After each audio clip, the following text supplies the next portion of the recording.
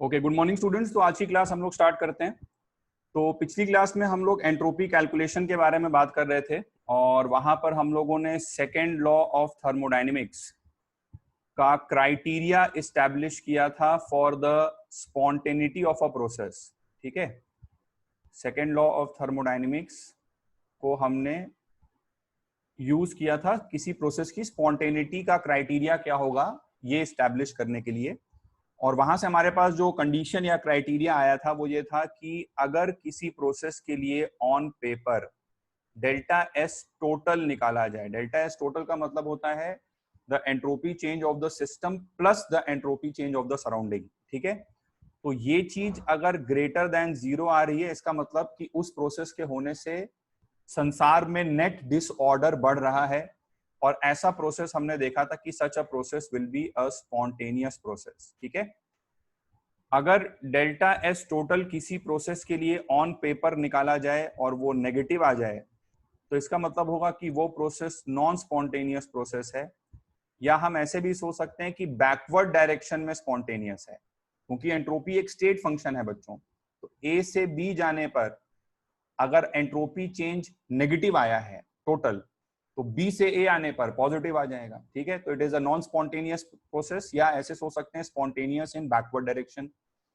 और अगर delta S total की वैल्यू 0 आ जाए तो ऐसा प्रोसेस जो है उसमें कोई चेंज नहीं आ रहा है और इसको हम लोग इक्विलिब्रियम कंडीशन कहते हैं।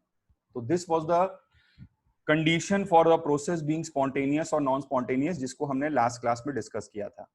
अच्छा, इसी के साथ साथ हमने डेल्टा एस टोटल के जो दो कंपोनेंट्स हैं, that is delta S system और डेल्टा एस सराउंडिंग, उनका कैलकुलेशन कैसे करना है इसके बारे में हमने चर्चा किया था।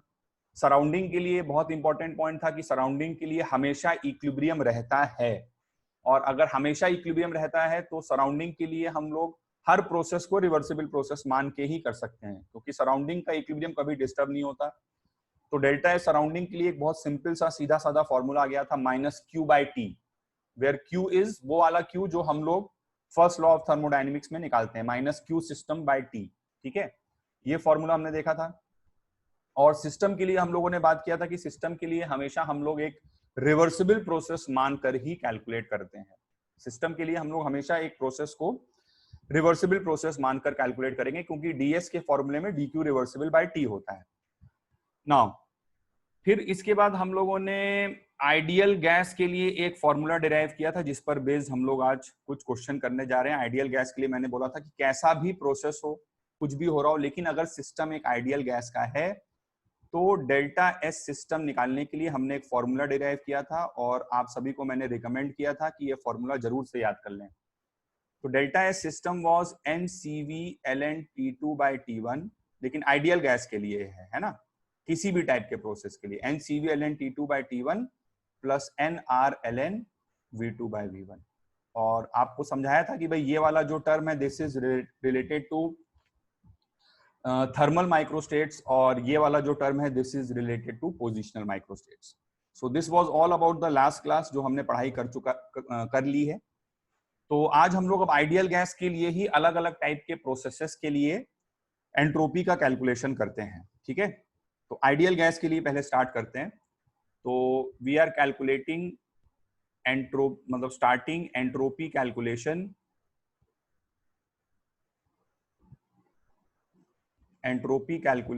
for a system of ideal gas।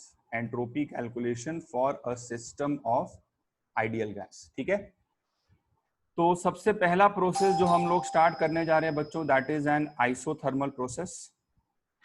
Isothermal process, ठीक है, just wait for a moment. तो आइसोथर्मल प्रोसेस के बारे में बात करते हैं हम लोग। आइसोथर्मल प्रोसेस जैसा कि आप सभी लोग जानते हैं कांस्टेंट टेम्परेचर प्रोसेस होता है। और आइसोथर्मल प्रोसेस में देखिए, गैस के लिए कभी भी स्पॉन्टेनियस प्रोसेस क्या होगा, एक्सपेंशन। ठीक है, गैस को आप जब भी फ्री छोड़ोगे तो वो गैस की एक्सपैंड करने की टेंडेंसी होगी। ठीक है, तो आइसोथर्मल एक्सपेंशन हम लोग स्टडी करते हैं, और आइसोथर्मल एक्सपेंशन को हम लोग दो पार्ट्स में डिवाइड कर लेते हैं। सबसे पहले ए रिवर्सिबल। ठीक है, सो लेट अस से हम लोग एक रिवर्सिबल आइसोथर्मल एक्सपेंशन करवा रहे हैं आइडियल गैस का, और इस प्रोसेस के लिए हम लोग एंट्रोपी चेंज कैलकुलेट करना चाहते हैं। तो थोड़ा सा पहला सिचुएशन है, इसलिए विजुलाइज कर लेते हैं। मान लीजिए हमारे पास एक कंटेनर है, उस कंटेनर पर बच्चों एक फ्रीली मूवेबल पिस्टन लगा हुआ है, अंदर आइडियल गैस भरी हुई है और ऊपर m मास की बालू रखी हुई है, ठीक है। और कांस्टेंट टेम्परेचर बाथ में हमने इसे डाला हुआ है, सो टेम्परेचर इज कांस्टेंट, और यहाँ पर अंदर आइडियल गैस है, ये m मास की बालू है। हम लोग एक एक एक एक एक एक पार्टिकल बहुत धीरे धीरे धीरे धीरे धीरे धीरे हमेशा इक्विलिब्रियम में रखते हुए गैस को एक्सपैंड करवा रहे हैं, ठीक है। तो लेट अस से उसका इनिशियल प्रेशर कुछ P1 और वॉल्यूम V1 था, ठीक है। तो फाइनली जो उसका नेक्स्ट मतलब फाइनल पॉइंट या फाइनल स्टेट जो आया, वहां पर उसका प्रेशर P2 और उसका वॉल्यूम अभी V2 हो चुका है, ठीक है। तो एक इनिशियल पॉइंट से हम लोग एक फाइनल पॉइंट देखे, बहुत धीरे धीरे रिवर्सिबल एक्सपेंशन आइसोथर्मली टेम्परेचर को कांस्टेंट रखते हुए। इस प्रोसेस को हम लोग फर्स्ट लॉ के पॉइंट ऑफ व्यू से एनालाइज कर चुके हैं पहले। अब हम लोग यहाँ पे एंट्रोपी के बारे में डिस्कशन करने जा रहे हैं, ठीक है। नाउ ये प्रोसेस हमेशा इक्विलिब्रियम पे है, ऑलवेज रिवर्सिबल प्रोसेस का मतलब यही होता है कि ऑलवेज इक्विलिब्रियम इज मेंटेन्ड। तो अगर हमेशा इक्विलिब्रियम पर है तो देखो आंसर तो मुझे पहले से ही मालूम है, सेकेंड लॉ ऑफ थर्मोडायनेमिक्स अगर सही है, हम लोग देखेंगे कि आंसर आएगा भी, बट लेट अस से कि हम लोग एक बार के लिए मान लें कि second law of thermodynamics is always true. तो हमेशा अगर इक्विलिब्रियम है तो डेल्टा एस टोटल ऐसे प्रोसेस के लिए इक्वल्स टू 0 आना चाहिए, ठीक है। ये होना चाहिए अगर सेकेंड लॉ ऑफ थर्मोडायनेमिक्स के हिसाब से सोचे तो ये आंसर तो हमें पहले से ही मालूम है। तो आइए चेक करते हैं कि ऐसा हो रहा है या नहीं। तो डेल्टा एस टोटल निकालने के लिए हमने पहले क्या किया कि हमने पहले निकाला बच्चों डेल्टा एस सिस्टम, ठीक है। डेल्टा एस सिस्टम निकाला। सिस्टम क्या है? सिस्टम इज आईजी मतलब आइडियल गैस, ठीक है। तो आइडियल गैस के लिए तो फॉर्मूला रेडीमेड है, कुछ भी हो रहा हो एक ही फॉर्मूले से हमेशा क्वेश्चन करना है। क्या फॉर्मूला लगाना होता है? NCV ln of T2 upon T1 plus NR ln of V2 upon V1, ठीक है। तो ये एक फॉर्मूला होता है। चूंकि प्रोसेस आइसोथर्मल है इसलिए टेम्परेचर तो कांस्टेंट है, और टेम्परेचर अगर कांस्टेंट है तो T2 इक्वल टू T1 होगा, इसलिए इस वाले टर्म की वैल्यू बच्चों 0 हो जाएगी आइसोथर्मल के केस में, क्योंकि ln1 इज 0 बेसिकली, है ना। तो ये टर्म 0 हो गया, तो यहां से मेरे पास डेल्टा एस सिस्टम की वैल्यू इस केस में आ गई NR ln of V2 by V1, और एक्सपेंशन हो रहा है, वॉल्यूम बढ़ रहा है, इसलिए डेल्टा एस सिस्टम पॉजिटिव होगा, मतलब एंट्रोपी सिस्टम की इंक्रीज हुई होगी, ठीक है। चलिए फिर हम लोग निकालते हैं delta S surrounding. Delta S surrounding निकालते हैं। तो डेल्टा एस सराउंडिंग हम कैसे निकालेंगे? डेल्टा एस सराउंडिंग के लिए हमने एक फॉर्मूला देखा था। क्या फॉर्मूला देखा था भाई? -Q system by T surrounding. तो टेम्परेचर की जगह तो हमने T डाल दिया। अच्छा, ये Q कैसे निकालेंगे? इस Q को हम लोग निकाल सकते हैं सिस्टम पर फर्स्ट लॉ ऑफ थर्मोडायनेमिक्स लगा करके। तो सिस्टम पर हम लोग फर्स्ट लॉ ऑफ थर्मोडायनेमिक्स अगर लगाएं तो हम लोग यहां पर लिख सकते हैं कि delta U is equals to Q plus W, ऐसा लिख सकते हैं। आइसोथर्मल प्रोसेस है, आइसोथर्मल प्रोसेस है, टेम्परेचर कांस्टेंट है, आइडियल गैस है, तो डेल्टा U की वैल्यू बच्चों 0 हो जाएगी, क्योंकि आइडियल गैस की इंटरनल एनर्जी सिर्फ और सिर्फ टेम्परेचर का फंक्शन होती है, ऐसा हमने पढ़ा हुआ है फर्स्ट लॉ ऑफ थर्मोडायनेमिक्स में। तो यहां से मेरे पास -Q की वैल्यू जो है वो W के बराबर आ जाएगी, आ रही है, ठीक है। डेल्टा U को 0 करने पे -Q इक्वल्स टू W आ रहा है। अच्छा, W क्या हो जाएगा? प्रोसेस है रिवर्सिबल, और रिवर्सिबल आइसोथर्मल के लिए W का फॉर्मूला हम लोगों ने डिराइव किया हुआ है -nRT ln of V2 upon V1। Reversible process है इसलिए W के लिए फॉर्मूला हमने डिराइव किया हुआ है। -2.303 nRT log V2 by V1 था, तो 2.303 हटा दो तो ln लिख सकते हो। तो ये W आ रहा है, और ये अगर W है तो यही हो गया किसके बराबर? -Q के बराबर। तो अब आप एक बार वापस से ऊपर जाओ और -Q की जगह पे ये वाली वैल्यू पुट कर दो, ठीक है। मतलब आपको क्या काम करना है कि ये जो चीज आई है, राइट, ये वैल्यू आपको पुट करनी है यहां पर माइनस क्यू की जगह पर। तो माइनस क्यू की जगह पर हमने पुट किया ये, तो माइनस क्यू की जगह पर जब ये पुट करेंगे तो टी टी कैंसिल आउट हो जाएगा, ऐसा सबको समझ में आना चाहिए। और यहां से मेरे पास डेल्टा एस सराउंडिंग आ जाएगा minus n R l N of V2 upon V1 के बराबर। ठीक है, और इतना आपके पास दिमाग होना चाहिए कि अब अगर हम लोग delta S system plus delta S surrounding करेंगे तो ये बात चेक कर लीजिए और अपने आप को खुद समझाइए अपनी कॉपी में इनकी वैल्यूज देख करके, डेल्टा एस सिस्टम और डेल्टा एस सराउंडिंग की वैल्यूज देख करके कि इन दोनों को हम लोग जोड़ेंगे तो ये 0 के बराबर आ जाएगा। ठीक है, और यही क्या होता है, इसी को हम लोग डेल्टा एस टोटल बोलते हैं। तो वो 0 आ भी रहा है और आना चाहिए भी, हमको तो पहले से ही मालूम था कि आंसर 0 ही आने वाला है क्योंकि वो सेकंड लॉ ऑफ थर्मोडायनेमिक्स है। रिवर्सिबल प्रोसेस हमने माना था, रिवर्सिबल प्रोसेस मतलब होता है हमेशा इक्विलिब्रियम है। तो अगर हमेशा इक्विलिब्रियम है तो delta S total must be 0, और वो हमें 0 के बराबर दिखाई दे भी रहा है। ठीक है, यहां तक की बात आई होप सबको समझ में आ गई होगी। इसको अगर हम लोग थोड़ा सा और लॉजिकली फील करें तो देखिए यहाँ पे क्या हो रहा है कि सिस्टम जो है वो एक्सपैंड कर रहा है, सिस्टम एक्सपैंड कर रहा है धीरे धीरे। तो सिस्टम की तो एंट्रोपी बढ़ रही है क्योंकि पोजिशनल माइक्रोस्टेट्स बढ़ रहे हैं, डिसऑर्डर सिस्टम में बढ़ रहा है। लेकिन आइसोथर्मल एक्सपेंशन में गैस जितना वर्क करती है उतना सेम अमाउंट ऑफ हीट वो सराउंडिंग से एब्जॉर्ब कर लेती है। तो सराउंडिंग से तो हीट निकल गई, ठीक है, और हीट निकलना मतलब डिसऑर्डर कम होना। तो सिस्टम की एंट्रोपी बढ़ी है और सराउंडिंग की एंट्रोपी इक्वल अमाउंट से डिक्रीज करी है, और इसलिए टोटल एंट्रोपी चेंज 0 आ रहा है सिस्टम प्लस सराउंडिंग का। ठीक है, तो this was about reversible isothermal process. तो सेकेंड प्रोसेस हम लोग पढ़ते हैं about an irreversible isothermal expansion. And let me remind you कि ये सभी प्रोसेसेस हम लोग आइडियल गैस के लिए पढ़ रहे हैं। इररिवर्सिबल आइसोथर्मल एक्सपेंशन,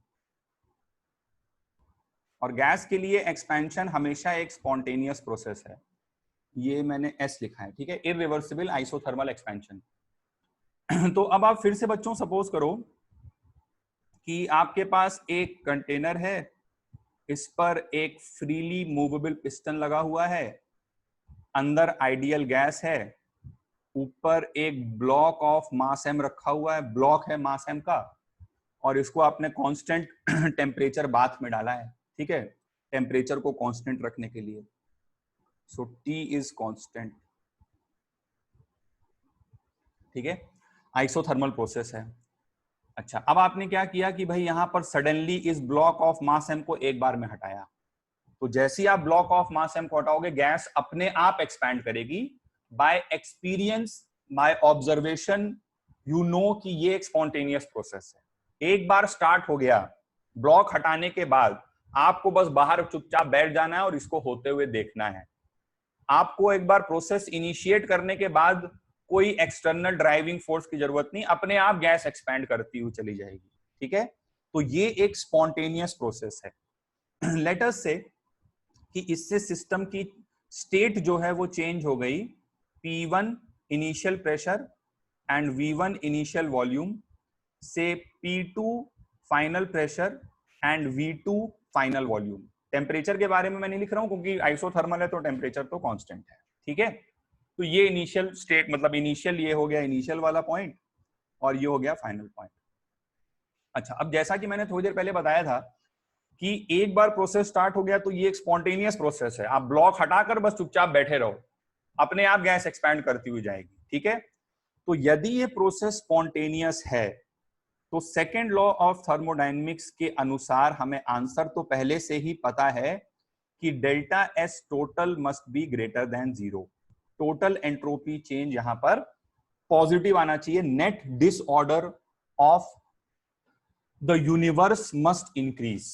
ठीक है, तभी ये प्रोसेस स्पॉन्टेनियस हो पाया है। तो आइए हम लोग देखते हैं कि आता है कि नहीं आता है। तो हमने फिर से निकाला भाई delta S system. Delta S system के लिए फॉर्मूला फिक्स्ड है क्योंकि हम लोग पढ़ाई किसके बारे में कर रहे हैं, आईजी यानी कि आइडियल गैस के बारे में कर रहे हैं। तो वो तो कैसा भी प्रोसेस हो डेल्टा एस सिस्टम के लिए एक फॉर्मूला हमने याद कर लिया और हर सवाल में उसी फॉर्मूले को लगाएंगे। तो फिर से एक बार फॉर्मूला मैं पूरा लिख देता हूं, NCV ln of T2 upon T1 plus NR ln of V2 upon V1। ठीक है, फिर से हमेशा की तरह, क्योंकि ये आइसोथर्मल प्रोसेस है तो इस वाले टर्म को हम लोग 0 कर देंगे। ठीक है, और यहां से हमारे पास डेल्टा एस सिस्टम की वैल्यू आ जाएगी NR ln of V2 upon V1। ठीक है, ये हमारे पास डेल्टा एस सिस्टम की वैल्यू आई। तो आप देख पा रहे हो कि डेल्टा एस सिस्टम की वैल्यू उतनी ही आ रही है जितनी पहले केस में आ रही थी, और वो होना भी चाहिए क्योंकि सिस्टम के लिए हमेशा रिवर्सिबल प्रोसेस मान के निकाला जाता है। ठीक है, तो ये डेल्टा एस सिस्टम आ रहा है NR ln V2 by V1, state function है, आप उसी पॉइंट से उसी पॉइंट गए हो। पहले वाले केस में, इससे पहले वाले केस में आप रिवर्सिबली गए थे, इस केस में आप इरिवर्सिबली गए हो। ठीक है, लेकिन गए तो आप उसी पॉइंट से उसी पॉइंट तक हो, तो डेल्टा एस सिस्टम तो सेम आ रहा है। ठीक है, okay, now let us move on to delta S surrounding. अब डेल्टा एस सराउंडिंग में देखिए क्या होगा, ध्यान से देखिए, इसको समझने की कोशिश करिए।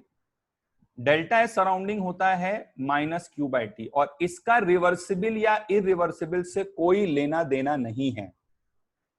सराउंडिंग के लिए तो हर कुछ रिवर्सिबल है, सराउंडिंग का इक्विलिब्रियम तो कभी ब्रेक होता ही नहीं है। तो डेल्टा एस सराउंडिंग -q/t है, और इस q को हम लोग निकालेंगे कहां से, फर्स्ट लॉ ऑफ थर्मोडायनेमिक्स से। ये q कौन सा है, q सिस्टम है। तो हमने लिखा फिर से क्या, delta U equals to Q plus W लिख दिया। प्रोसेस आइसोथर्मल था, आइडियल गैस थी, तो हमने डेल्टा U को कर दिया 0, और यहां से हमारे पास -q की वैल्यू W के बराबर आ गई।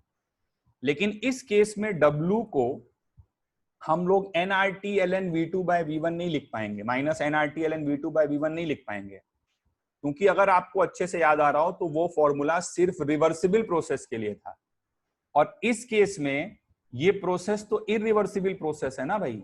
यहां पे तो हमने इरिवर्सिबल प्रोसेस के लिए बात करी है, तो यहां पर हम लोग W की जगह पे -nRT ln V2 by V1 वाला फॉर्मूला नहीं लगा सकते। यहां पे हम लोग W को लिखेंगे -P external into V2 minus V1, क्योंकि P एक्सटर्नल इज कांस्टेंट। बेटा आपने जैसे ही ब्लॉक को हटाया, ठीक है, जैसे ही ब्लॉक को हटाया, एक्सटर्नल प्रेशर कितना हो गया, 1 atm के बराबर हो गया, और उसके अगेंस्ट V1 से V2 तक एक्सपैंड करके जा रहा है। ठीक है, तो dW का जो जनरल फॉर्मूला होता है वो -P एक्सटर्नल dV होता है, और इसको जब हम लोग इंटीग्रेट करेंगे इस बार, तो ये इंटीग्रल के बाहर आ जाएगा। Single stage irreversible process. ठीक है, तो ये -P external V2 minus V1 के बराबर आ जाएगा W का वैल्यू, और यहीं से हम लोग निकाल सकते हैं delta S surrounding. Delta S surrounding will be equals to minus Q की वैल्यू आई है किसके बराबर, -P external into V2 minus V1 divided by T। ठीक है, और अब अगर हम लोग डेल्टा एस टोटल कर दें which is delta S system, जो कि आया था NR ln of V2 by V1, delta S system plus delta S surrounding which is -P external V2 minus V1 upon T। ठीक है, तो अब देखिए जो एक्चुअल क्वेश्चन होगा उसमें तो हमें इन सब चीजों की वैल्यूज गिवन होंगी। ठीक है, तो वैल्यूज जब आप पुट करोगे तो ये ग्रेटर देन 0 अपने आप ही आ जाएगा, राइट। जब आप इसमें वैल्यूज पुट कर दोगे सबकी, n की, V2 V1, ये सब वैल्यू अगर पुट करोगे तो ये ग्रेटर देन 0 आ जाएगा अपने आप। लेकिन इसे ग्रेटर देन 0 हम विजुलाइज भी कर सकते हैं, थोड़ा सा और अगर दिमाग लगाएं यहाँ पे, तो देखो हम क्या करते हैं कि यहां से हम 1/t कॉमन निकाल लेते हैं।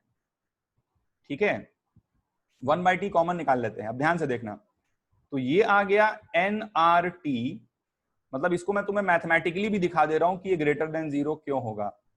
nRT इतने का जरूरत नहीं पड़ेगा, बट फिर भी समझ लो, nRT ln V2 by V1, question में तो तुम्हारे पास क्या होगा, इन सब चीजों का वैल्यू रहेगा बेटा, तो पुट करोगे अपने आप ग्रेटर देन 0 आ जाएगा वो। ठीक है, लेकिन मान लो हम लोग इसी तरह से एनालाइज करना चाहते हैं, इसको थोड़ा प्रूव करना चाहते हैं मैथमेटिकली कि ये ग्रेटर देन 0 होगा, तो ये nRT ln V2 by V1 minus P external into V2 minus V1, ठीक है।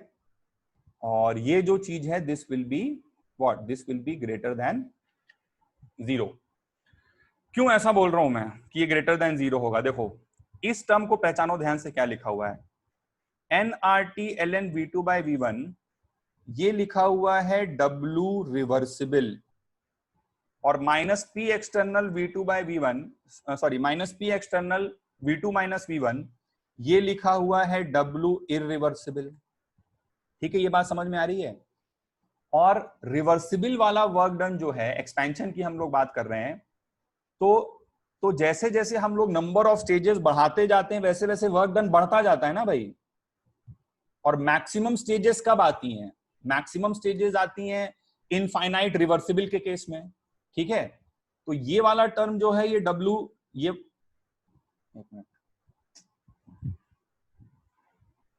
ओहो, तो ये वाला जो टर्म है, एक मिनट रुक जाओ, तो ये वाला जो टर्म है ये लिखा हुआ है W रिवर्सिबल, और ये वाला जो टर्म है लिखा हुआ है W इरिवर्सिबल। तो मैग्नीट्यूड वाइज अगर कंपेयर करो तो रिवर्सिबल में नंबर ऑफ स्टेजेस, एक्सपेंशन में नंबर ऑफ स्टेजेस बढ़ाने पे वर्क डन बढ़ता जाता था, तो मैग्नीट्यूड वाइज इसकी वैल्यू इस वाले टर्म से ज्यादा होगी, और बड़ी चीज में से छोटी चीज अगर माइनस करोगे तो आंसर तो हमेशा ग्रेटर देन 0 ही आएगा ना। और ये तो क्या है, ये केल्विन वाला टेम्परेचर है, तो ये तो हमेशा पॉजिटिव होता ही है, ठीक है। तो इसलिए ये टर्म हमेशा ग्रेटर देन 0 आने वाला है।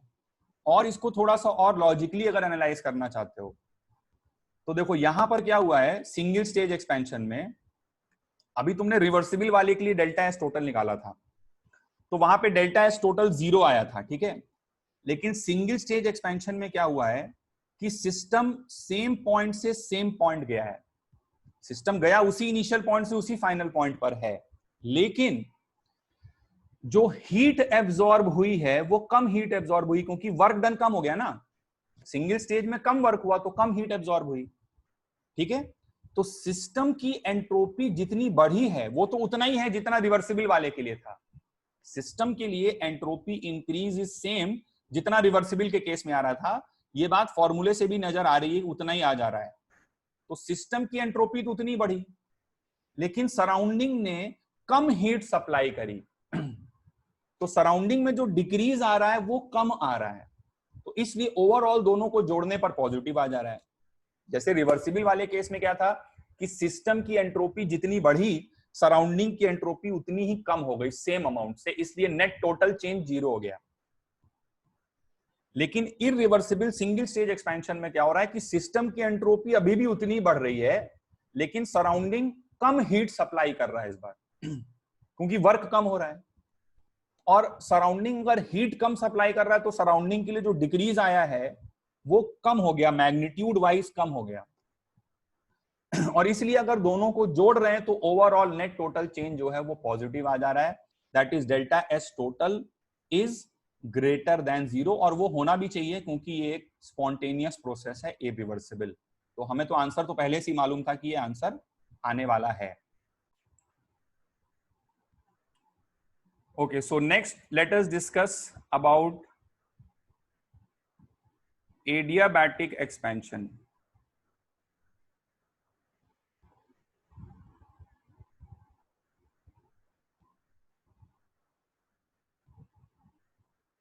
तो एडियाबैटिक एक्सपेंशन में हम लोग पहले डिस्कस करते हैं रिवर्सिबल। लेट अस से हम लोग रिवर्सिबल एडियाबैटिक एक्सपेंशन करा रहे हैं। तो एडियाबैटिक प्रोसेस क्या होता है ये आप जानते हो, ठीक है, जिसमें नॉन कंडक्टिंग कंटेनर हो, मतलब हीट एक्सचेंज नहीं होना चाहिए, ये एडियाबैटिक प्रोसेस होता है। तो मान लीजिए आपके पास एक कंटेनर है, उस पे फ्रीली मूवेबल पिस्टन लगा हुआ है, अंदर आइडियल गैस भरी हुई है, जो कंटेनर के वॉल्स है बच्चों they are perfectly insulated walls, इस बार परफेक्टली इंसुलेटेड वॉल्स हैं, ठीक है, कोई हीट का एक्सचेंज नहीं हो रहा है। तो एडियाबैटिक मतलब Q इक्वल्स टू 0 होना चाहिए, we know this definition already. और यहाँ पर M मास की बालू रखी हुई है, और हम लोग धीरे धीरे धीरे धीरे धीरे धीरे धीरे धीरे एक एक एक एक पार्टिकल करके धीरे धीरे धीरे धीरे कंटेनर को एक्सपैंड करा रहे हैं। ठीक है, तो अब यहां पर हमें मालूम है एडियाबैटिक केस में कि वर्क हो रहा है और जो गैस वर्क कर रही है वो at the cost of its internal energy कर रही है, अपनी खुद की एनर्जी लगा रही है, इसलिए गैस यहाँ पे कूलिंग भी हो जाता है आइडियल गैस के केस में, है ना। तो अब आप सपोज करो कि ये इनिशियल स्टेट था कुछ P1, वॉल्यूम था V1 और इस बार तो टेम्परेचर भी चेंज हो रहा है तो था T1 से फाइनल स्टेट जब सारी की सारी बालू हट गई बहुत धीरे धीरे करने के बाद, तो final state P2, volume V2 और टेम्परेचर T2 पर ये सिस्टम गया। ठीक है, रिवर्सिबली, मतलब लगातार through out the process system में इक्विलिब्रियम था। तो अगर ये प्रोसेस रिवर्सिबल है, मतलब हमेशा इक्विलिब्रियम है, तो सेकेंड लॉ ऑफ थर्मोडायनेमिक्स ये बोलता है कि delta S total must be, मतलब जो कि होता है delta S system plus delta S surrounding के बराबर, उसकी वैल्यू यहां पर 0 होनी चाहिए, क्योंकि रिवर्सिबल प्रोसेस है, हमेशा इक्विलिब्रियम है और हमेशा इक्विलिब्रियम है तो टोटल 0 आना चाहिए, आंसर में पहले से मालूम है। ठीक है, अच्छा एक ये बात हो गई। नाउ हमने बोला था कि डेल्टा एस सराउंडिंग जो है वो किसी भी केस में, है ना, डेल्टा एस सराउंडिंग के कैलकुलेशन के बारे में जब बात किया था तो बोला था कि वो -Q/T होता है, where Q is the Q system. अब यहां पर बच्चों हम लोग चर्चा कर रहे हैं एडियाबैटिक प्रोसेस की। ठीक है, एडियाबैटिक प्रोसेस वो है जिसमें Q 0 है, कभी हीट का एक्सचेंज नहीं होगा, है ना, इंसुलेटेड कंटेनर में हो रहा है, पूरी तरह से ये कंटेनर कैसा है, इट इज इंसुलेटेड। ठीक है, कोई हीट का एक्सचेंज नहीं हो सकता। तो Q का वैल्यू अगर 0 होगा तो डेल्टा एस सराउंडिंग तो 0 आ जाएगा। ठीक है, तो डेल्टा एस सराउंडिंग अगर 0, मेरी बात ध्यान से सुनिए मैं क्या बोल रहा हूं। डेल्टा एस टोटल को मैंने 0 क्यों बोला, क्योंकि प्रोसेस रिवर्सिबल है, और डेल्टा एस सराउंडिंग को मैं 0 क्यों बोलने जा रहा हूं, क्योंकि प्रोसेस एडियाबैटिक भी है। तो अब ये चीज 0 है और ये भी अगर 0 है तो this means that delta S system must also be equals to 0। तो आइए हम लोग देखते हैं, चेक करते हैं कि क्या हम डेल्टा एस सिस्टम को 0 के बराबर प्रूव कर पाते हैं या नहीं।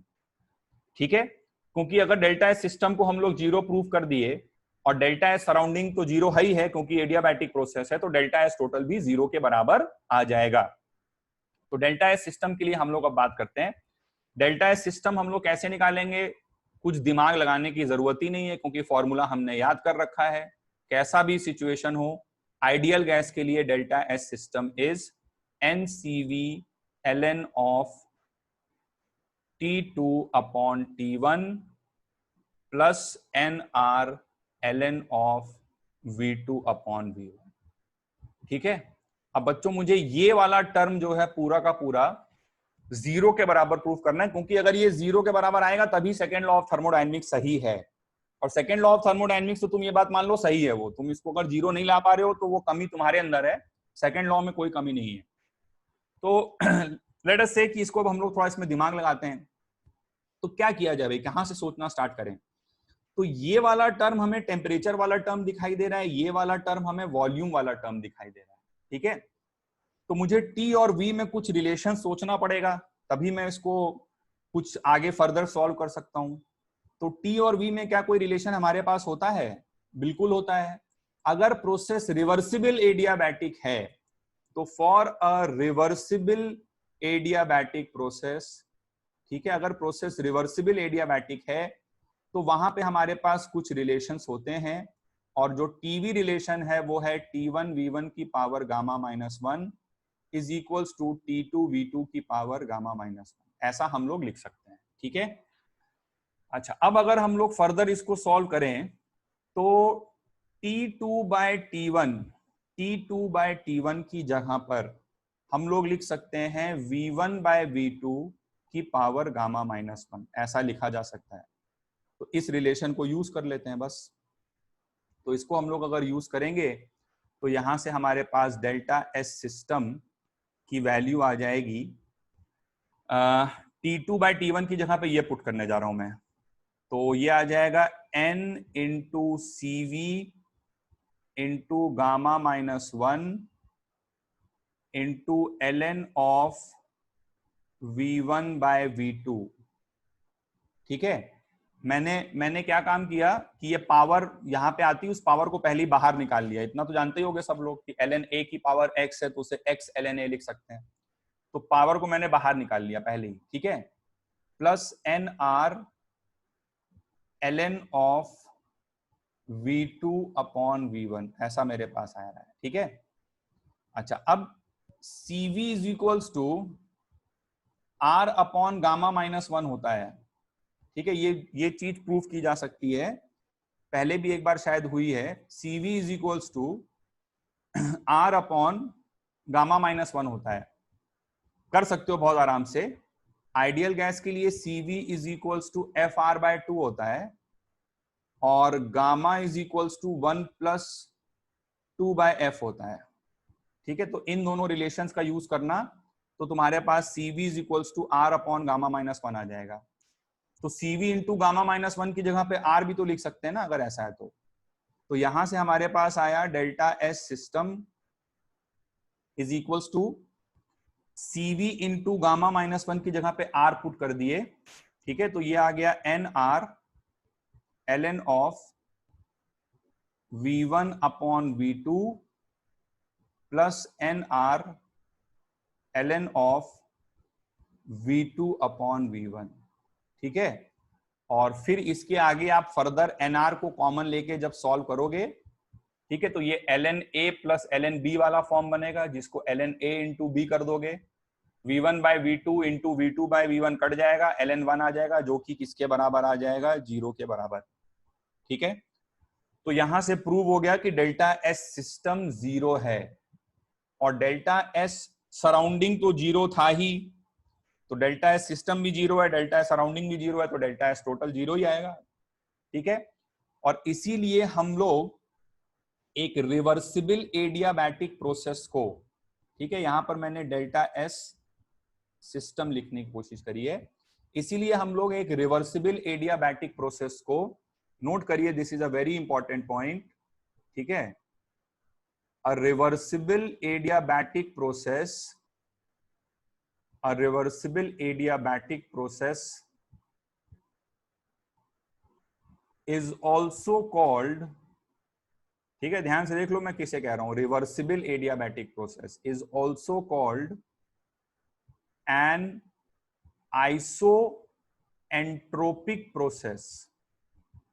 ठीक है, is also called an isoentropic process. Iso word का मतलब होता है सेम, और एंट्रोपी मतलब एंट्रोपी।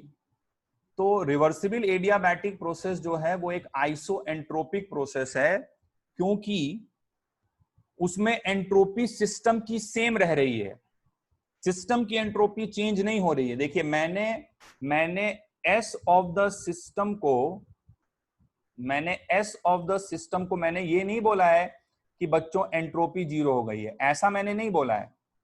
मैंने बोला है कि चेंज इन एंट्रोपी 0 है, सिस्टम की एंट्रोपी में कोई चेंज नहीं आ रहा है, मतलब जितनी एंट्रोपी शुरू में थी उतनी एंट्रोपी अभी भी है, यानी कि एंट्रोपी सेम रह रही है, और एंट्रोपी सेम रह रही है इसीलिए हम लोग इसे आइसोएंट्रोपिक प्रोसेस बोलते हैं। ये मत बोल दीजिएगा कि एंट्रोपी 0 हो गया, नहीं, the change in entropy is 0।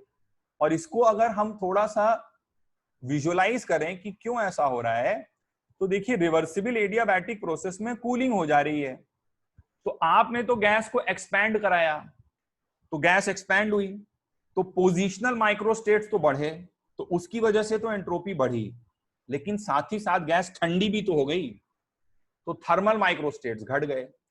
तो बेसिकली काम यहां ये हो रहा है कि एक्सपेंशन होने की वजह से जितनी एंट्रोपी बढ़ रही है, ठंडा होने की वजह से उतनी ही कम हो जा रही है, इसलिए नेट एंट्रोपी का चेंज सिस्टम के लिए 0 आ जा रहा है, और सराउंडिंग के लिए तो 0 होगा ही होगा, क्योंकि प्रोसेस एडियाबैटिक है और उसमें क्यू 0 है।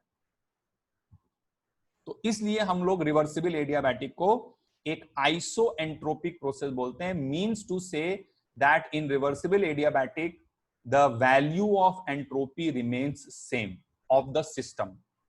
ठीक है, यहां तक की बात सबको क्लियर हो गई होगी आई होप। चलिए तो आगे बढ़ते हैं और नेक्स्ट हम लोग डिस्कस करते हैं अब इरिवर्सिबल एडियाबैटिक के बारे में। तो इरिवर्सिबल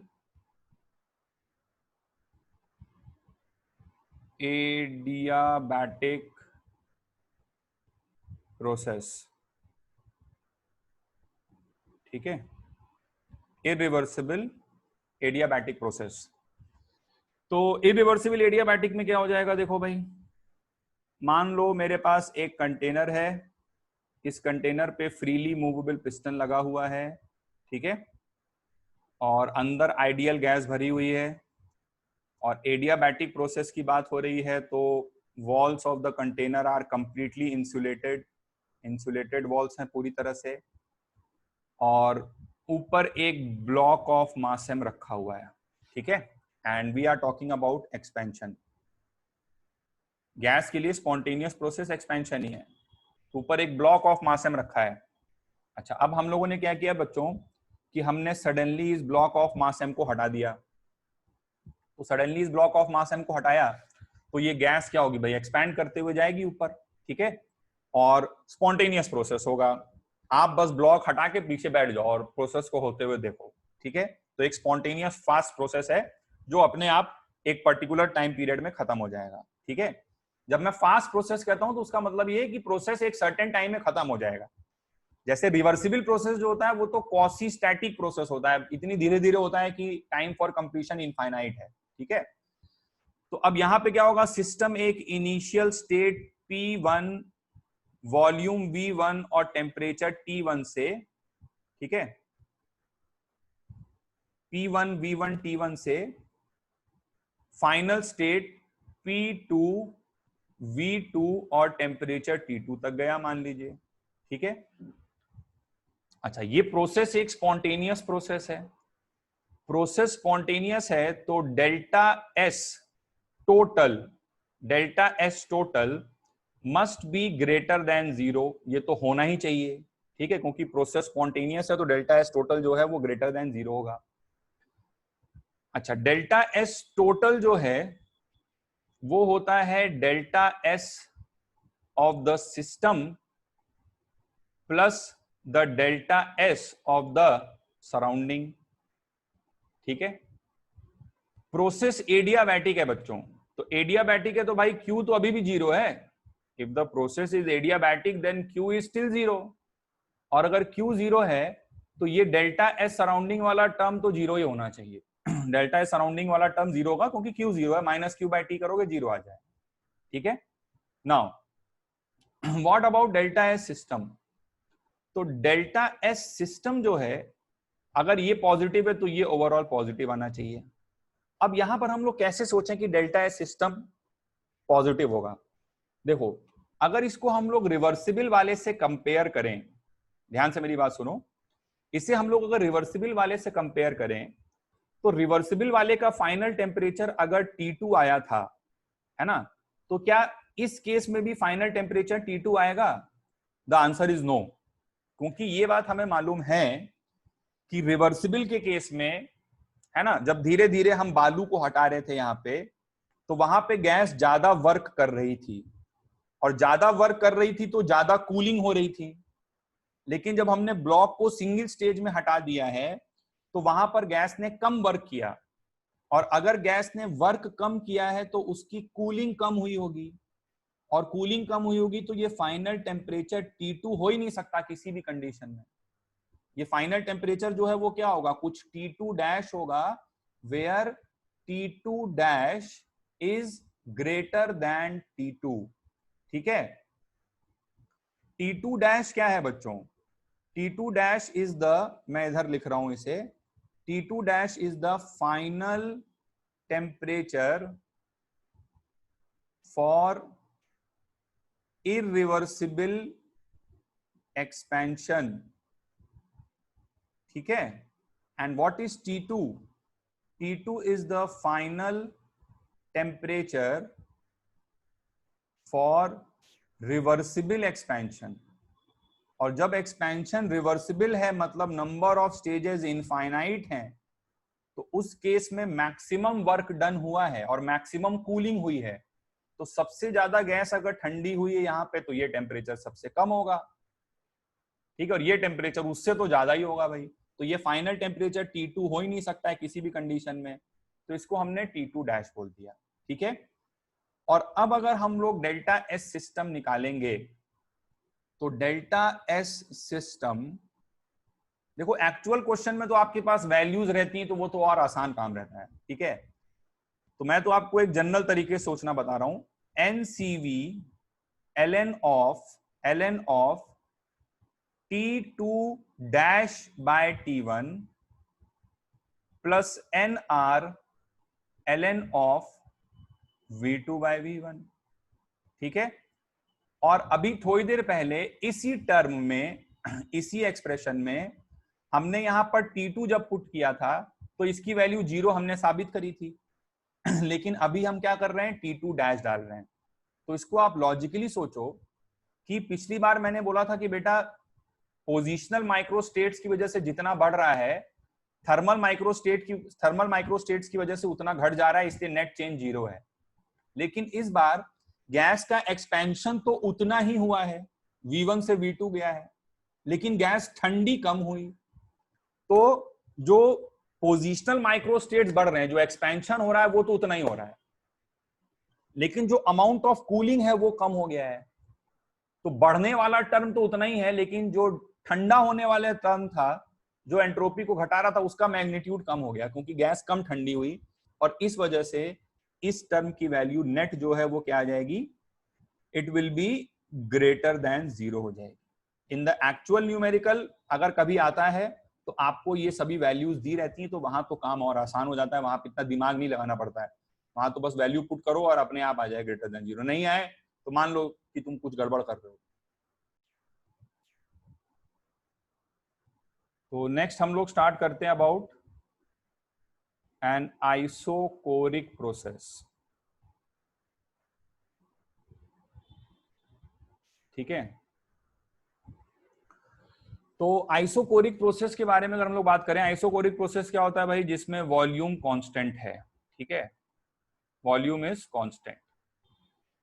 तो आइसोकोरिक प्रोसेस कभी भी बच्चों हम लोग करवाएंगे तो वो हमेशा हम लोग एक रिजिड कंटेनर में कराएंगे, कांस्टेंट वॉल्यूम का कंटेनर है। तो मान लीजिए हमारे पास एक रिजिड कंटेनर है और इसमें कोई आइडियल गैस भरी हुई है। अब देखिए यहाँ पे आप भाई कुछ वर्क वगैरह तो करवा नहीं सकते हो, एक्सपेंशन कंप्रेशन तो कराना नहीं है। एक्सपेंशन कंप्रेशन कराओगे तो आइसोकोरिक कैसे रह जाएगा, फिर वॉल्यूम तो कांस्टेंट रखना है, ठीक है। तो यहां पर क्या हो सकता है भाई, सिर्फ और सिर्फ हीट का एक्सचेंज हो सकता है बस, ठीक है। आइसोकोरिक प्रोसेस में आप सिर्फ हीट का एक्सचेंज कर सकते हो। अच्छा, टेक्निकली स्पीकिंग अगर एक प्रैक्टिकल पर्सपेक्टिव से बात किया जाए तो आइसोकोरिक प्रोसेस जो है वो एक इरिवर्सिबल प्रोसेस होना, आइसोकोरिक प्रोसेस जो है वो एक इरिवर्सिबल प्रोसेस ही होना चाहिए, ठीक है। बट अगर हम लोग हाइपोथेटिकली बात करें, ये हल्का हल्का मैंने आपको फील्ड फर्स्ट लॉ पढ़ाते समय दिया था, थोड़ा सा बहुत डिटेल में चर्चा करने जा रहे हैं। तो पहले हम लोग जरा सा यहाँ पे एक बार रिवर्सिबल आइसोकोरिक के बारे में बात करते हैं, बट ये ध्यान रखना this is a completely hypothetical situation. Completely वैसे भी रिवर्सिबल प्रोसेस हाइपोथेटिकली होता है, जो तुमने आइसोथर्मल और एडियाबैटिक के केस में भी रिवर्सिबल करवाए हैं, ठीक है, they're reversible with respect to work. देखो आइसोथर्मल में और एडियाबैटिक में वर्क हो रहा था, ठीक है, वर्क मतलब एक्सपेंशन या कंप्रेशन, ठीक है, और वर्क करवाने के लिए जो ड्राइविंग फोर्स है वो प्रेशर डिफरेंस होता है, प्रेशर का इम्बैलेंस क्रिएट होता है, तभी एक्सपेंशन या कंप्रेशन हो सकता है। तो आप उस ड्राइविंग फोर्स को टेंडिंग टू 0 करा देते हो, आप बालू का एक एक दाना हटाते हो, तो बहुत जरा जरा जरा जरा धीरे धीरे धीरे धीरे प्रेशर चेंज होता है, ठीक है। तो आइसोकोरिक में अब वर्क तो इन्वॉल्व रह नहीं गया, ठीक है। तो यहां पर क्या है बेटा, हीट का एक्सचेंज है, और हीट का एक्सचेंज होता है टेम्परेचर डिफरेंस की वजह से। तो देखो एक जनरल सिचुएशन आइसोकोरिक प्रोसेस की क्या होगी, जो जो जो विजुअलाइज कर सकते हो, जो प्रैक्टिकल चीज है, ठीक है, कि मान लो हमारे पास एक सिस्टम है 35 डिग्री सेंटीग्रेड के टेम्परेचर पे है, और सराउंडिंग 25 डिग्री सेंटीग्रेड के टेम्परेचर पे है। ठीक है, तो अब क्या होगा भाई, ये सिस्टम का टेम्परेचर ज्यादा है तो ये सिस्टम क्या करेगा, हीट लूज करेगा और ये भी 35 से 25 पे चलाएगा, 35 डिग्री सेंटीग्रेड से 25 डिग्री सेंटीग्रेड पे चलाएगा। This is a real life situation और ये होती है, इसी को हम लोग विजुअलाइज कर सकते हैं। ठीक है, मतलब अगर जनरल टर्म्स में उसे बोल दूं तो सराउंडिंग का टेम्परेचर कुछ TF है और सिस्टम का टेम्परेचर कुछ TI है। ठीक है, तो अब सिस्टम जो है डिपेंडिंग अपॉन द फैक्ट कि वो हीट लूज करेगा या एब्जॉर्ब करेगा, वो तो डिपेंड करेगा TI TF में कौन बड़ा है कौन छोटा है, बट जो भी है तो सिस्टम जो है वो हीट लूज करके, सिस्टम हीट लूज करके या गेन करके, बेटर होगा मैं बोलूं हीट एक्सचेंज करके, सिस्टम TI से TF पे चला आएगा, है ना। और ये बात कर रहा हूं मैं किसकी, सिस्टम की बात कर रहा हूं। और सराउंडिंग जो है वो तो TF पे शुरू में थी और TF पे बाद में भी रहेगी। सराउंडिंग थोड़ी ना, गर्म चाय लाके रखोगे कमरे में यार तो गर्म चाय ठंडी हो जाएगी, कमरा तो पहले भी 25 डिग्री सेंटीग्रेड पे था, अभी भी 25 डिग्री सेंटीग्रेड पे रहेगा, कमरा थोड़ी ना गर्म है ठंडा हो जाएगा। हाँ, चाय ठंडी हो जाएगी, ठंडा पानी लाके रख दोगे तो वो गर्म हो जाएगा। समझ रहे हो मेरी बात को। तो सिस्टम जो है वो अपना टेम्परेचर TI से चेंज करके TF पे चला आता है, लेकिन सराउंडिंग, TI मतलब इनिशियल टेम्परेचर, TF मतलब फाइनल टेम्परेचर, लेकिन सराउंडिंग तो TF का TF पे ही रहता है। ठीक है, so this is a process which perhaps we can visualize। इस प्रोसेस को हम सोच पा रहे हैं, है ना, कि हाँ ऐसा तो असर होता है हमारे रियल लाइफ में, रियल जिंदगी में। ठीक है, बट आप मुझे ये बताओ कि क्या ये प्रोसेस जो मैंने जिस प्रोसेस के बारे में बात करी, और वॉल्यूम कांस्टेंट है, रिजिड कंटेनर है, जिस प्रोसेस के बारे में मैंने अभी बात करी, आप मुझे बताओ कि ये प्रोसेस जो है इसको रिवर्सिबल प्रोसेस की कैटेगरी में डालोगे या इरिवर्सिबल प्रोसेस की कैटेगरी में डालोगे। अगर इसको रिवर्सिबल बोल रहे हो तो इसका मतलब इसमें हर समय इक्विलिब्रियम मेंटेन रहना चाहिए। क्या इसमें हर समय इक्विलिब्रियम मेंटेन है? नहीं, कहां से मेंटेन है भाई। अरे सिस्टम इक्विलिब्रियम मतलब क्या होता है, थर्मल इक्विलिब्रियम भी होना चाहिए और मैकेनिकल इक्विलिब्रियम भी होना चाहिए और केमिकल इक्विलिब्रियम भी होना चाहिए। तीनों इक्विलिब्रियम आता है तभी तो थर्मोडायनेमिक्स वाला इक्विलिब्रियम आता है। तो क्या थर्मली सिस्टम और सराउंडिंग इक्विलिब्रियम में है? बिल्कुल नहीं है। सिस्टम था मान लो 35 डिग्री सेंटीग्रेड पे और सराउंडिंग थी 25 डिग्री सेंटीग्रेड पे, तो ये इक्विलिब्रियम थोड़ी ना, इनके बीच में अच्छा खासा टेम्परेचर का डिफरेंस है। ठीक है, और ये अपना हीट लूज करके 35 से कुछ देर के बाद 25 पे आ गया, तो ये एक फास्ट प्रोसेस है। जो ड्राइविंग फोर्स है टेम्परेचर डिफरेंस इस केस में, वो टेंडिंग टू जीरो नहीं है, हमेशा इक्विलिब्रियम भी नहीं है। तो ये जो प्रोसेस है ये एक इरिवर्सिबल प्रोसेस है, जिसको तुम विजुअलाइज कर पा रहे हो, जो तुम्हारी जिंदगी में रोज हो रहा है एक रिजिड कंटेनर में। This is an irreversible process. ठीक है, अब फिर क्वेश्चन आता है सर फिर रिवर्सिबल आइसोकोरिक कैसा होता होगा। तो रिवर्सिबल प्रोसेस के लिए हमेशा इक्विलिब्रियम मेंटेन रहना चाहिए। ठीक है, तो रिवर्सिबल आइसोकोरिक एक कंप्लीटली हाइपोथेटिकल सिचुएशन है। ठीक है, अगर मैं रिवर्सिबल के बारे में बात करूं तो reversible isochoric is completely hypothetical situation. मतलब ऐसा तुम कोई प्रोसेस अज्यूम करो, है ना, कि सिस्टम और सराउंडिंग के बीच में हमेशा इक्विलिब्रियम रहे और ड्राइविंग फोर्स जो है वो टेंडिंग टू जीरो हो।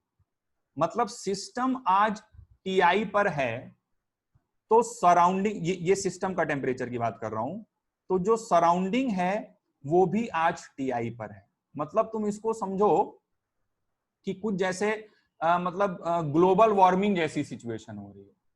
ठीक है, मान लो ये 25 पे तो ये भी 25 पे है। 10,000 साल के बाद इतना वातावरण में पोल्यूशन फैल गया, ग्लोबल वार्मिंग हो गई कि धीरे धीरे धीरे धीरे धीरे धीरे धीरे सराउंडिंग का टेम्परेचर 10,000 साल में 1 डिग्री सेंटीग्रेड से बढ़ा। ठीक है, तो सराउंडिंग जो है वो TI से TF तक गया और उसी के साथ साथ सिस्टम भी TI से TF तक गया, लेकिन लगातार इनमें इक्विलिब्रियम मेंटेन था। मतलब सिस्टम 25 पे था तो मान लो 100 सिस्टम 25 पे था, सराउंडिंग भी 25 पे था। 100 साल के बाद सराउंडिंग 25.00001 डिग्री सेंटीग्रेड पे पहुंचा, तो सराउंड सिस्टम भी जो है वो 25.001, उसके साथ साथ जो है वो उसका टेम्परेचर बढ़ता जाए। तो सिस्टम TI से TF गया तो सराउंडिंग भी TI से TF गया। तो ऐसे प्रोसेस को हम लोग रिवर्सिबल आइसोकोरिक प्रोसेस बोल सकते हैं अगर उस कंटेनर का वॉल्यूम कांस्टेंट है तो, but this is completely a hypothetical process. ठीक है, चलिए अब हम लोग रिवर्सिबल वाले के लिए पहले एंट्रोपी कैलकुलेशन करते हैं। तो एंट्रोपी कैलकुलेशन हमें करना है डेल्टा एस टोटल। तो delta S total will be equals to delta S system plus delta S surrounding. और चूंकि प्रोसेस रिवर्सिबल है मतलब हमेशा इक्विलिब्रियम मेंटेन है, तो भैया इसकी वैल्यू 0 होनी चाहिए। आंसर पहले से मालूम है, ठीक है। चलो डेल्टा एस सिस्टम को हम लोग निकालेंगे, डेल्टा एस सिस्टम को हम लोग निकालेंगे। आइडियल गैस की बात चल रही है तो फॉर्मूला तो उसका रेडीमेड है, NCV ln of T2 upon T1 plus NR ln V2 by V1। वो टर्म लिखने की जरूरत नहीं क्योंकि आइसोकोरिक है तो उसकी वैल्यू 0 हो जाएगी, ठीक है। Okay, what about delta S surrounding. अब डेल्टा एस सराउंडिंग जो है, देखो इस केस में मुझे आंसर तो पहले से मालूम है कि भाई टोटल 0 आना चाहिए, ठीक है। तो डेल्टा एस सराउंडिंग को मैं सीधे सीधे minus NCV ln of T2 by T1 करके लिख दूंगा। अब तुम बोलोगे सर आपने यहाँ पे डेल्टा एस सराउंडिंग के लिए, बहुत ध्यान सुनो मेरी बात, तुम बोलोगे सर आपने डेल्टा एस सराउंडिंग के लिए, ठीक है, माइनस Q अपॉन T ये क्यों नहीं किया। तो देखो इस केस में डेल्टा एस सराउंडिंग को तुम माइनस Q अपॉन T नहीं बोल सकते हो। अगर बोल दो गलत हो जाएगा। क्यों गलत हो जाएगा? तुम T की जगह पे क्या डालोगे, TI डालोगे कि TF डालोगे। देखो ये तो एक हाइपोथेटिकल सिचुएशन है ना। और वैसे भी बहुत ध्यान सुनो मैं क्या कहने जा रहा हूं, जब हमने ये माइनस Q बाई T वाला फॉर्मूला सराउंडिंग के लिए डिराइव किया था इंटीग्रेट करके, पिछली क्लास में जाके देखो, तो हमने T सराउंडिंग को इंटीग्रल के बाहर निकाला था। और T सराउंडिंग को इंटीग्रल के बाहर निकाला था ये कहते हुए कि सराउंडिंग का टेम्परेचर कांस्टेंट है, जो कि प्रैक्टिकल सिचुएशन में होता है। ये तो एक इमेजिनरी सिचुएशन मान रहे हैं ना हम लोग। तो यहाँ पे हम लोग delta S surrounding equal to minus Q by T नहीं यूज कर सकते हैं, क्योंकि इसमें तो हमने ऐसा अज्यूम किया है कि सराउंडिंग का भी टेम्परेचर चेंज हो रहा है। तो सराउंडिंग का टेम्परेचर अगर चेंज हो रहा है तो ठीक है, इसको फिर ये वाला फॉर्मूला यूज नहीं करते हैं। तो अब अगर हम लोग फिर से DQ रिवर्सिबल बाय T वाला इंटीग्रल करके करते हैं ना, तो यही चीज आ जाती। लेकिन इतना दिमाग लगाने की जरूरत नहीं है, हमें आंसर तो मालूम ही है 0, और ये हमने निकाल लिया कि ये इतना होना चाहिए। तो ये अगर इतना होना चाहिए तो ये इसका नेगेटिव होना चाहिए, minus NCV ln T2 by T1। Minus Q by T हम लोग नहीं बोलेंगे, क्योंकि इस बात को नोट कर लो कि this formula is valid when T surrounding is constant, क्योंकि T सराउंडिंग को कांस्टेंट मान के ही इस फॉर्मूले को डिराइव किया था हमने। जब टेम्परेचर ऑफ सराउंडिंग को कांस्टेंट माना था तभी उसको इंटीग्रल के बाहर निकाला था। लेकिन ये एक हाइपोथेटिकल कंडीशन है तो ठीक है भाई, यहाँ पे इस तरह से हमने काम चला लिया। अच्छा, फिर नेक्स्ट हम लोग डिस्कस करते हैं about irreversible isochoric, which is a more practical situation. Irreversible isochoric, ठीक है। तो इरिवर्सिबल आइसोकोरिक क्या, रिवर्सिबल तो एक हाइपोथेटिकल सिचुएशन थी। इरिवर्सिबल आइसोकोरिक क्या होगा कि आपके पास एक रिजिड कंटेनर है और इस रिजिड कंटेनर में आप सपोज कर लीजिए कि कोई आइडियल गैस भरी हुई है, IG मतलब आइडियल गैस। सिस्टम का इनिशियल टेम्परेचर TI है और सराउंडिंग का टेम्परेचर TF है। तो सराउंडिंग तो TF से TF पे ही रहेगा, लेकिन सिस्टम गर्म या ठंडा जो भी है होके वो भी TI से TF चला जाएगा, ठीक है। तो ये एक एक्चुअल चेंज होगा, सिस्टम TI से TF चला जाएगा लेकिन सराउंडिंग TF से TF रहेगा, ठीक है। This is an actual change. और इस एक्चुअल चेंज के लिए मतलब जो रियल, मतलब जिसको हम फील कर सकते हैं हमारी दुनिया में जो हो रहा है, ठीक है। तो यहां पे अगर हम लोग बच्चों डेल्टा एस टोटल निकालें, ये प्रोसेस स्पॉन्टेनियस है। अरे भाई तुम गर्म चाय लाके रख दो अपने आप ठंडी हो जाती है ना, उसमें कुछ नहीं करना, बैठ के देखते रहो उसे, बस स्पॉन्टेनियस प्रोसेस है। ठंडा पानी रखो अपने आप गर्म हो जाएगा, this is also a spontaneous process, ठीक है। तो ये प्रोसेस स्पॉन्टेनियस है, और यदि ये स्पॉन्टेनियस है तो इसके लिए delta S total must be greater than 0, ठीक है। तो अब हम निकालते हैं यहाँ पे delta S system. Delta S system के लिए फॉर्मूला रेडीमेड है। क्या फॉर्मूला है?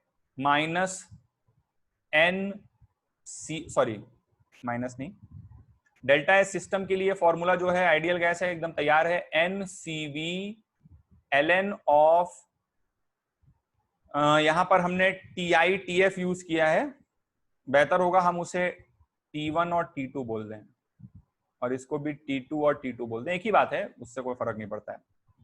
तो NCV ln of T2 by T1 plus NR ln V2 by V1, वो 0 हो गया क्योंकि वॉल्यूम कांस्टेंट है। और डेल्टा एस सराउंडिंग क्या होगा? डेल्टा एस सराउंडिंग होगा minus Q by T surrounding, और T सराउंडिंग कितना है? T2 है।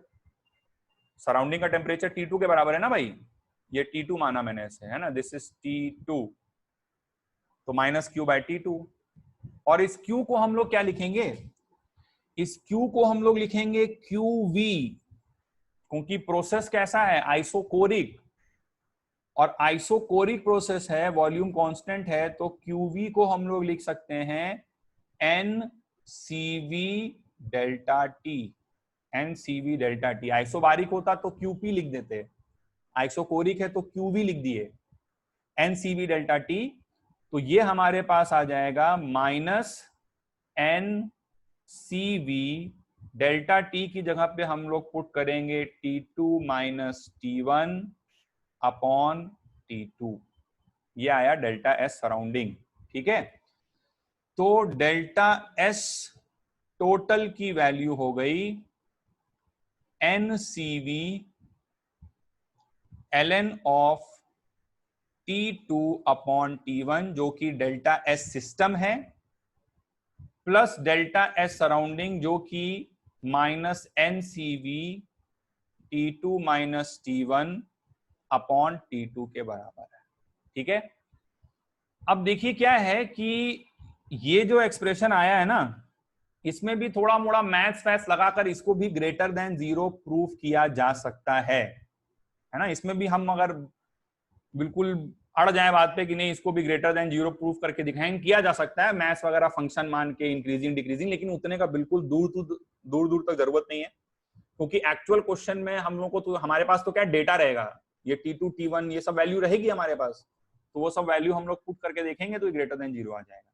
वैसे अगर चाहें तो इसको भी ग्रेटर देन 0 प्रूफ कर सकते हैं, बट वो पार्ट हम लोग स्किप कर रहे हैं क्योंकि उसकी हमें जरूरत नहीं पड़ेगी।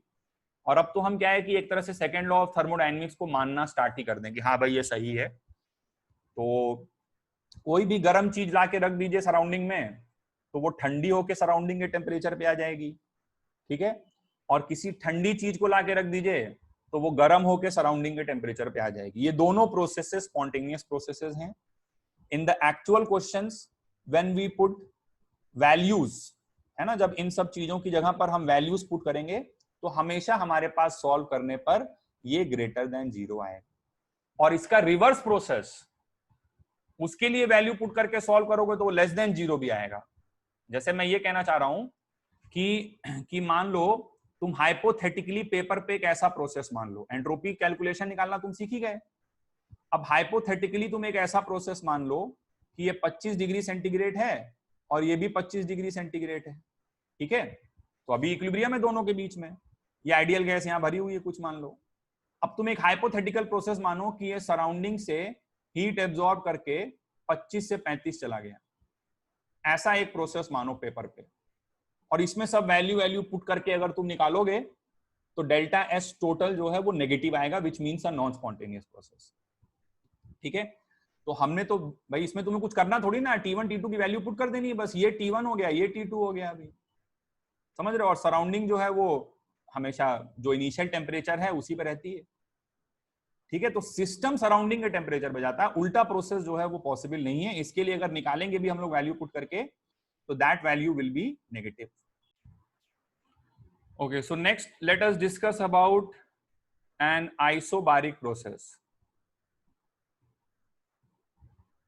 अब आइसोबारिक प्रोसेस भी वर्क के रिस्पेक्ट में तो रिवर्सिबल या इरिवर्सिबल हो नहीं सकता है। ठीक है, क्यों? क्योंकि उसमें प्रेशर तो बेटा हमेशा ही कांस्टेंट रहता है। तो again it can be reversible और irreversible with respect to heat, that is temperature. ठीक है, तो अब आप मानो कि आपके पास एक कंटेनर है और इस बार आपको कांस्टेंट प्रेशर कंडीशंस लेनी है। तो कांस्टेंट प्रेशर कंडीशंस अगर आपको लेनी है तो आप पिस्टन वाला कंटेनर लोगे। ये सब पढ़ाई हम लोग बहुत पहले से कर चुके हैं, ठीक है। तो ये हमने एक फ्रीली मूवेबल पिस्टन वाला कंटेनर ले लिया और इसमें P external is equals to मान लेते हैं 180 mm। कांस्टेंट प्रेशर है, आइसोबारिक प्रोसेस के लिए हमें कांस्टेंट प्रेशर कंडीशंस लेनी होती है और कांस्टेंट प्रेशर के लिए पिस्टन वाला कंटेनर लेना होता है। तो ये हो गया। अब अगेन ये प्रेशर हमेशा कांस्टेंट है अगर, तो वर्क के रिस्पेक्ट में तो ये रिवर्सिबल इरिवर्सिबल नहीं हो सकता। हाँ, हीट के रिस्पेक्ट में जरूर हो सकता है, ठीक है। तो अब ये रिवर्सिबल किस परिस्थिति में होगा? रिवर्सिबल फिर से वही मान लो कि सिस्टम जो है वो अभी टीआई पे है और सराउंडिंग भी टीआई पर है। अब धीरे धीरे विश्व में ग्लोबल वार्मिंग हुई, 10,000 साल के बाद सराउंडिंग टीआई से टीएफ चला गया, तो सिस्टम भी उसी के साथ साथ टीआई से टीएफ चला गया। बहुत ग्रेजुअली ये लोग धीरे धीरे हमेशा इक्विलिब्रियम आपस में मेंटेन रखते हुए गर्म हो रहे हैं। हाइपोथेटिकल कंडीशन है, तो धीरे धीरे ये लोग अपने आपस में इक्विलिब्रियम रखते हुए गर्म हो रहे हैं और ये टीआई से टीएफ गया है और ये भी टीआई से टीएफ गया है। ये किसकी बात हो रही है? सराउंडिंग की बात हो रही है। और प्रेशर कांस्टेंट है, आइसोबारिक कंडीशंस में ये हीटिंग हुई। तो अब अगर हम लोग यहाँ पे डेल्टा एस सिस्टम निकालें तो डेल्टा एस सिस्टम, अच्छा पहले तो रिवर्सिबल है, बहुत हमेशा इक्विलिब्रियम मेंटेन है, तो डेल्टा एस टोटल तो इक्वल टू 0 हो जाएगा, ठीक है। वो तो होना ही चाहिए, राइट, क्योंकि हमेशा इक्विलिब्रियम है। तो डेल्टा एस सिस्टम निकालें तो that will be equals to ideal gas के लिए NCV ln of T2 by T1, ठीक है, plus NR ln of V2 by V1, क्योंकि आइसोबारिक कंडीशंस हैं। आपने इसको गर्म किया होगा, मान लीजिए ये कुछ T1 था और ये कुछ T2 था, इसको भी T1 बोल देते हैं और इसको भी T2 बोल देते हैं, ठीक है। तो आइसोबारिक कंडीशंस हैं, आपने इसको गर्म किया होगा तो बेटा एक्सपेंशन भी तो हुआ होगा ना। एक्सपेंशन होता है आइसोबारिक कंडीशन में गर्म करने पे, प्रेशर कांस्टेंट है तो प्रेशर कांस्टेंट है तो इस सिस्टम का स्टेट चेंज हुआ होगा वॉल्यूम V1 और टेम्परेचर T1 से, इनिशियल स्टेट से वॉल्यूम V2 और टेम्परेचर T2 तक, ये स्टेट में चेंज आया होगा, ठीक है। तो ये हमारे पास डेल्टा एस सिस्टम आ रहा है। अच्छा, अगर हम लोग यहां पर ध्यान से सुनिएगा, हम लोग अगर एंट्रोपी के बेसिक फॉर्मूले से सोचें, एक और चीज मैं आपको बताना चाहूंगा। एंट्रोपी का बेसिक फॉर्मूला क्या था? ds is equals to dq reversible by t, ये बेसिक फॉर्मूला था एंट्रोपी का, ठीक है। अच्छा, dq की जगह पर कांस्टेंट प्रेशर प्रोसेस है ना, आइसोबारिक प्रोसेस है, तो ये dq जो है ये dqp होगा। तो इसकी जगह पे हम लोग पुट कर सकते हैं NCP dt बाय t, ठीक है, NCP dt bye t।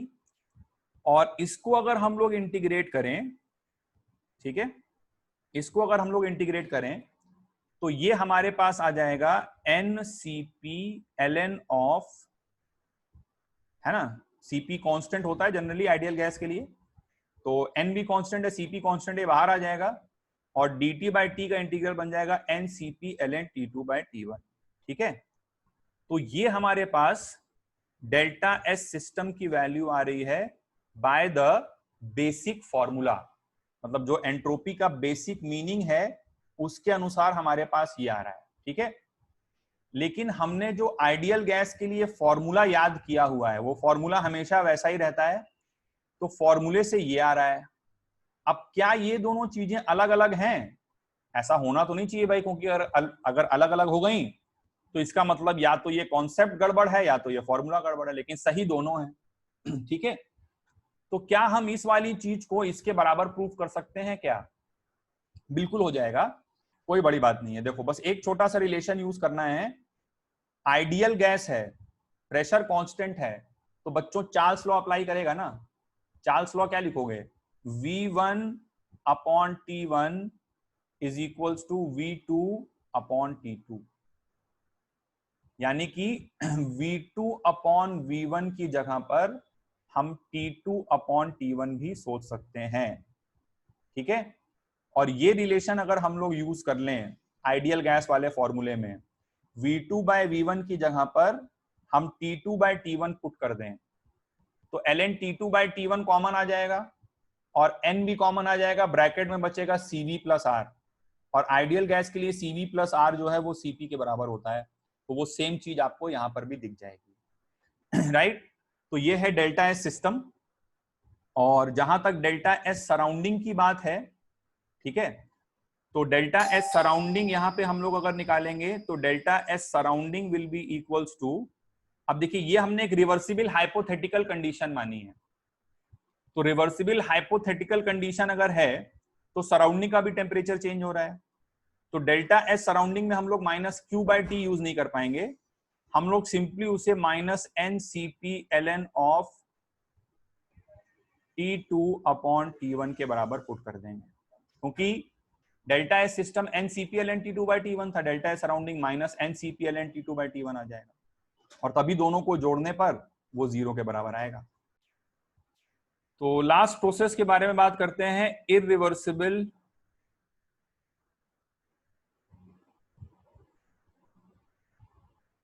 Isobaric. तो इररिवर्सिबल आइसोबारिक में क्या होगा भाई, एक कंटेनर है, उस पर फ्रीली मूवेबल पिस्टन लगा हुआ है, अंदर आइडियल गैस है, P external is equals to 1 atm, वो कांस्टेंट है, और सराउंडिंग जो है वो T2 का T2 पर ही रहेगी। This will be a real process. भाई कुछ नहीं, पिछली बार आइसोकोरिक में जो हीट एक्सचेंज हो रही थी वो कांस्टेंट वॉल्यूम पे हो रही थी, इस बार कांस्टेंट प्रेशर पे हो रही है, बस इतना डिफरेंस है इन दोनों में, बाकी कोई डिफरेंस नहीं है, ठीक है। और ये सिस्टम जैसा भी होगा, ठीक है, गर्म या ठंडा उसके हिसाब से ये T1 से T2 पे चलाएगा, ठीक है, T1 से T2 पे चलाएगा। This is a real process, कोई भी चीज गर्म या ठंडी हुई अंडर कांस्टेंट प्रेशर कंडीशंस। पिछली केस में क्या हो रहा था, गर्म या ठंडी हुई अंडर कांस्टेंट वॉल्यूम कंडीशंस, तो बस इतना सा डिफरेंस है। तो डेल्टा एस सिस्टम बच्चों निकालोगे फिर से यूजिंग द सेम लॉजिक, मैं सीधा आंसर लिख रहा हूं, डेल्टा एस सिस्टम आ जाएगा फाइनली, है ना, वो सब चार्ल्स लॉ वगैरह लगा के NCPLN of T2 by T1, उतना ही आएगा, ठीक है, डेल्टा एस सिस्टम। और डेल्टा एस सराउंडिंग की जहां तक बात है तो वो हो जाएगा माइनस क्यू बाई टी, और माइनस क्यू मतलब क्यू की जगह पे क्या पुट करेंगे, NCP, क्योंकि ये जो क्यू है ये QP है ना, तो NCP डेल्टा टी, तो डेल्टा टी की जगह पे T2 minus T1 upon T surrounding T2। Actual question में ये सब वैल्यूज पता रहेंगी, इनको पुट करोगे बिल्कुल सेम पिछली बार जैसा ही चीज आ रहा है, बस CV की जगह क्या आ जा रहा है, CP आ जा रहा है, इनको जोड़ोगे ग्रेटर देन 0 आ जाएगा, इसका उल्टा प्रोसेस मान के पेपर पे जोड़ोगे तो लेस देन 0 आएगा, ठीक है। तो इसके लिए डेल्टा एस सराउंडिंग नहीं, सॉरी, डेल्टा एस टोटल आप निकाल लेना दोनों को जोड़ के, और ये आ जाएगा ग्रेटर देन 0, ठीक है। तो आइडियल गैस का एंट्रोपी कैलकुलेशन कंप्लीट होता है इसी के साथ, और मिलेंगे हम लोग अगली क्लास में जहां पे हम लोग अलग अलग और कुछ सब्सटेंसेस के लिए entropy calculation and third law of thermodynamics के बारे में बात करेंगे। Third law of thermodynamics basically second law का ही एक एक्सटेंशन है, तो अगली क्लास में हम लोग उसे कंटिन्यू करेंगे।